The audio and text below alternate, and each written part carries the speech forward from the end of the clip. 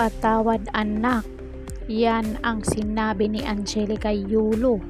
Bukas ang pintuan kay Carlos para pag-usapan ang mga isyu.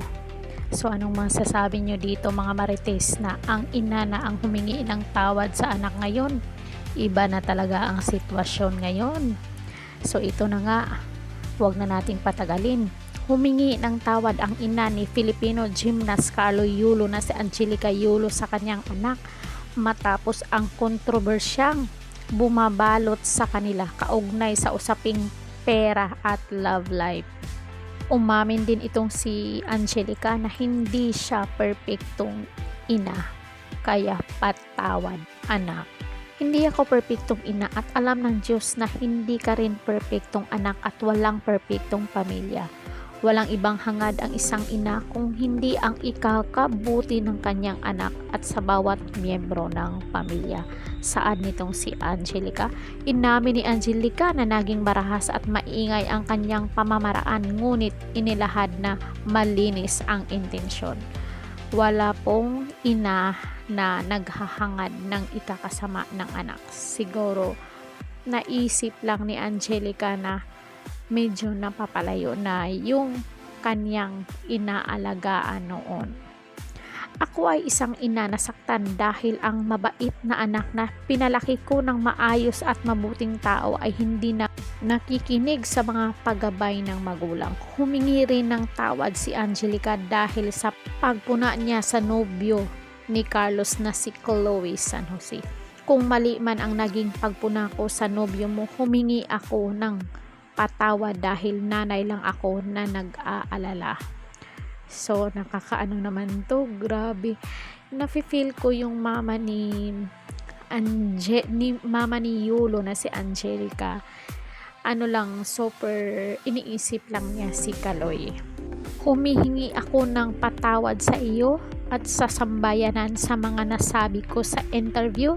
Saad nito ni Angelica para kay Carlos. Pagod at puyat ako sa kapapanood sa iyo noong mga panahon na yon. Hindi makatulog sa tuwa kahit tapos na ang iyong laban. Hindi ako makapag-isip ng mabuti ng nirapido ako ng mga tanong ng mga reporter tungkol sa bagay na dapat tayo na lamang ang nag-ayos. Patawad anak, saad ni Angelica.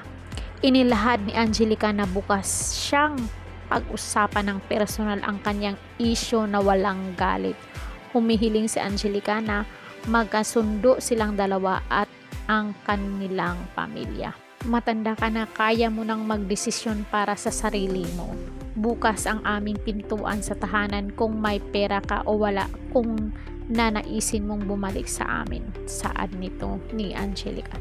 Siyempre nanay tayo, kahit anong mangyari, nandyan tayo palagi sa ating mga anak. Muling binati ni Angelica si Carlos sa tagumpay nito sa Paris Olympic.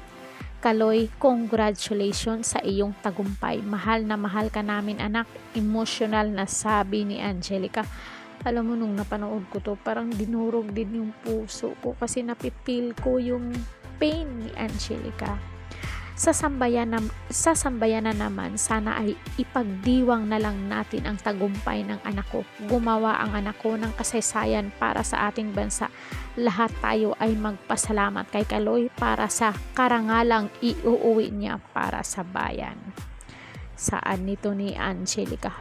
Kayo mga marites, ano ang naging saloobin nyo dito sa mama ni Yulo? Ang ano ko lang dito is wala naman akong nakikitang may masama siyang intensyon kay Kaloy.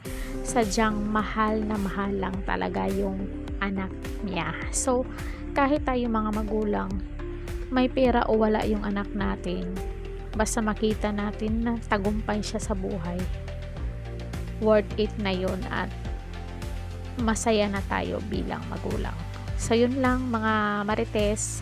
Sana nagustuhan nyo ang ating video for today. Don't forget to like, share, and subscribe Corridor Official TV para ma-notify kayo sa ating mga latest chika dito sa showbiz. Ring bell all niya ako. Hanggang sa muli and God bless us all. Thank you so much!